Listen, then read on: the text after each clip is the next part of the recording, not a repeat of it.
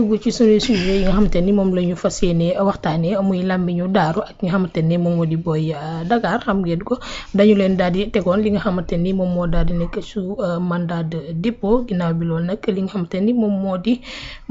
juge ba daal di nay tranché ci seenu mbir tëj na leen li nga xamante ni moom moo daal di nekk 6 mois de prison dont 1 mois ferme yoo xamante ni moom lañ koy daal di war a mën a tëdd ginnaaw bi nga xamante ni nii moom procureur bi loolu la daal di décidé woon 6 mois la bëggoon sax ñu daal di leen tëj 6 mois ferme mais moom mi nga xamante ni moom moo di juge bi moom moo daal di choisir 6 mois dont 1 mois ferme loolee mooy li nga xamante ni moom lañ leen daal di tëj moom mooy nga xamante ni moo di làmmiñu daaru ak ki nga xamante ni moom moo di Boy Dakar Alaaji Rawane.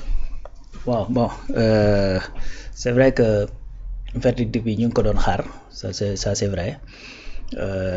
aussi tamit bon dafay wane rek à chaque fois li nga xamante ni dañ ci attirer attention que ni justice bi des fois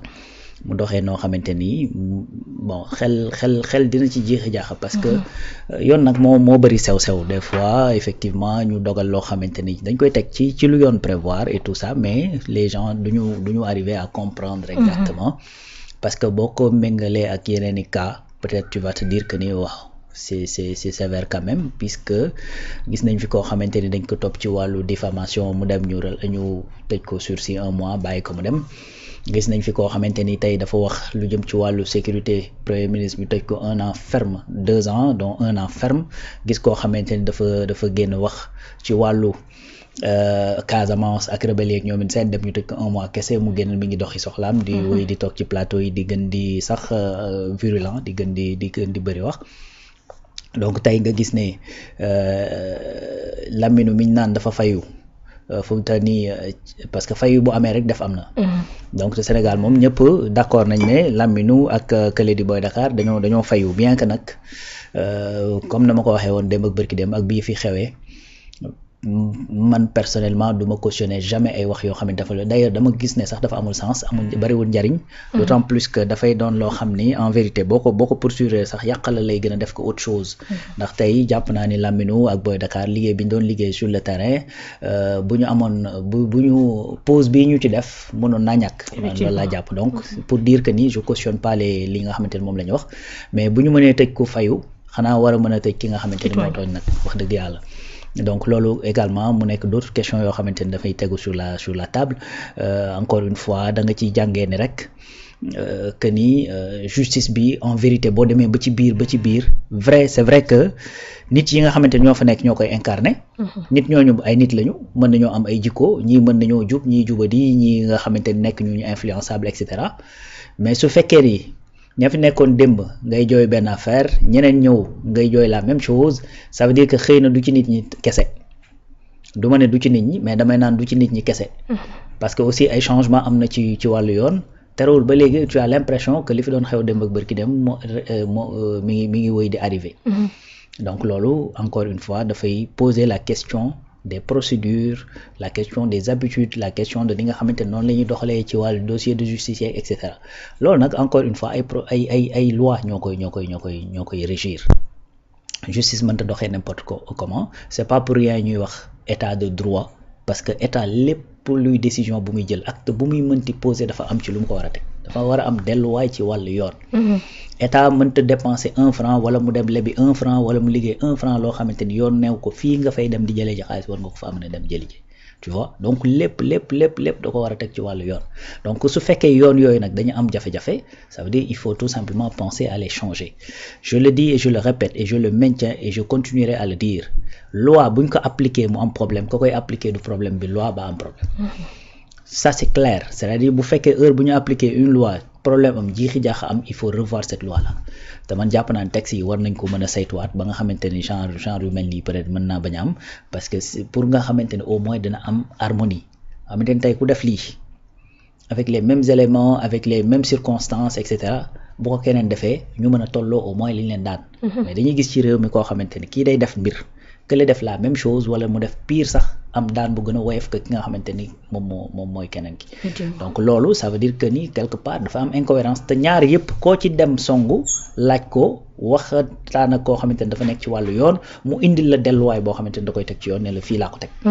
donc loolu encore une fois ça veut dire que ni non seulement peut-être que les hommes parfois peuvent être défaillants, mais également les procédures et les textes également war nañ koo saytuwaat parce que encore une fois une loi bu ñu ko appliquer problème am ki koy appliquer c'est pas lui le problème,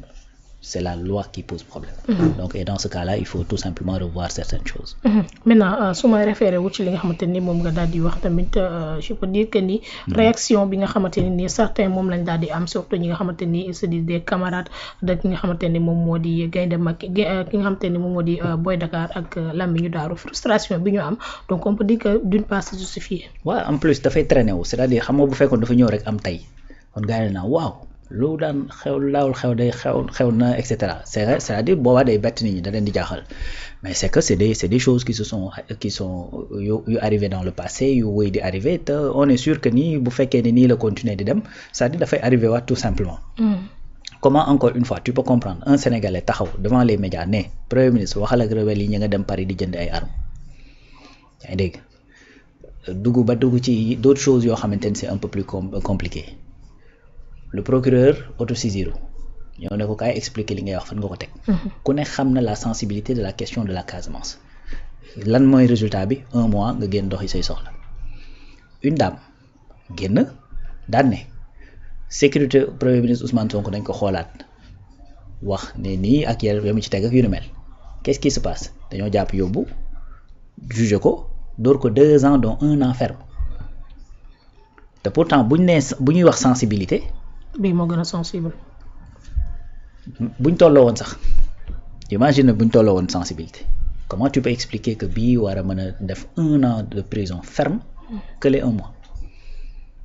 donc moo tax ma ni après loolu bu fekkee dafa wéy di am c'est-à-dire après jiixi jaaxa dafay am quelqu'un sort dem accuser nit dañoo dem ci société sangam luubal détourné nangam ñu jël la porter la plainte nga dem ne non la may wax ci diw laa ko nangoo kërëb c'est-à-dire aw ma preuve daal damaa wax lu ma neex ci penc bi ñu daal lay jël daal lay dóor 1 mois sursis quoi daal lay bàyyi nga dem doxi say soxla. n'est-ce pas donc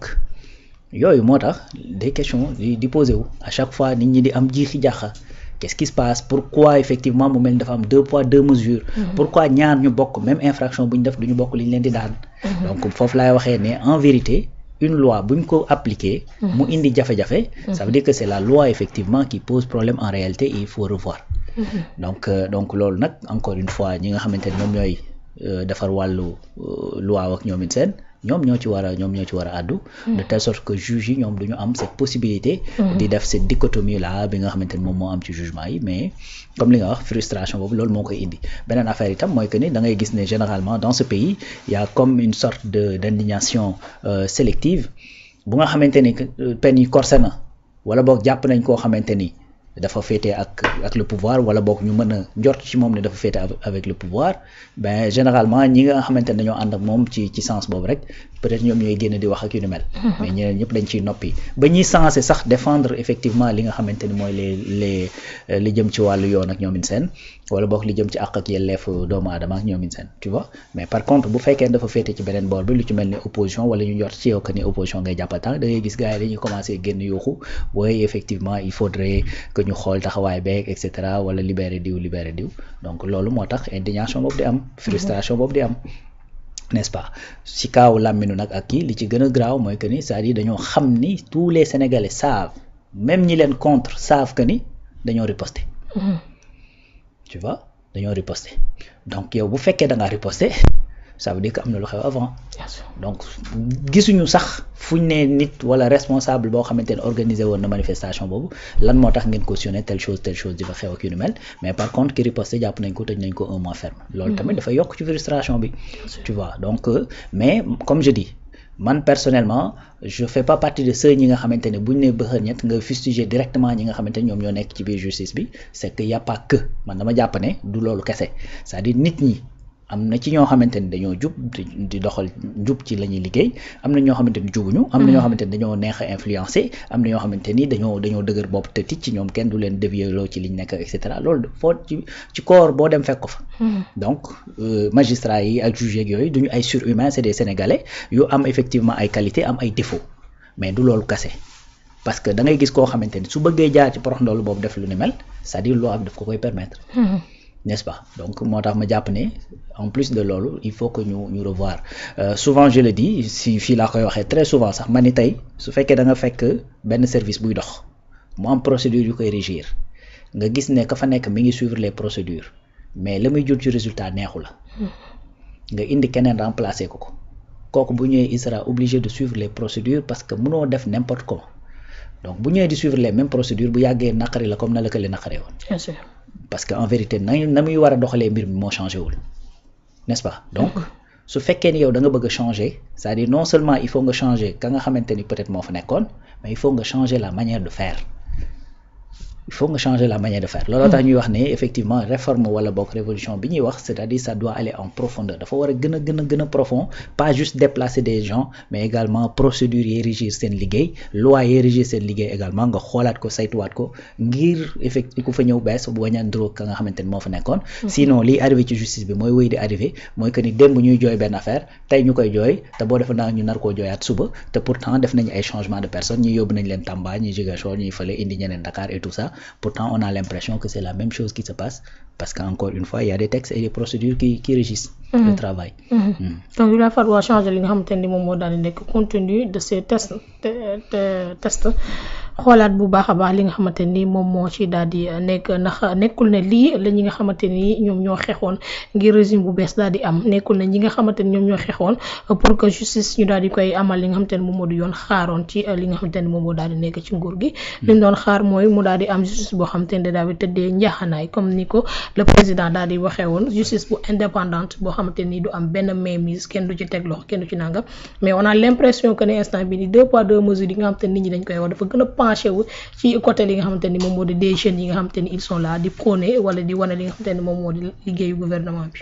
waaw xam nga une justice indépendante dafa am pour man bokk na ci ñaari yëf encore une fois ça va revenir à li ma doon wax léegi il faut d'abord qu'il y ait des lois ak ay textes yoo xamante ni ak ay procédures yoo xamante ni dana mën a consacrer cette indépendance de la justice loolu mooy première chose deuxième chose mooy volet ressources humaines parce que tey un volet humain parce que tey pourquoi mooy un volet humain c'est-à-dire liberté ak indépendance ça dafa am une benn conception boo xamante ni c'est personnel man tey su ma jógee ne damay indépendant li may def dama koy def ci sama aqulaay taala dama koy def te yàlla rek tax c'est-à-dire en fait li ma bëgg a wax mooy c'est une décision qui est personnelle tey mën ngaa jël nit jox ko tous les leviers pour qu'il soit indépendant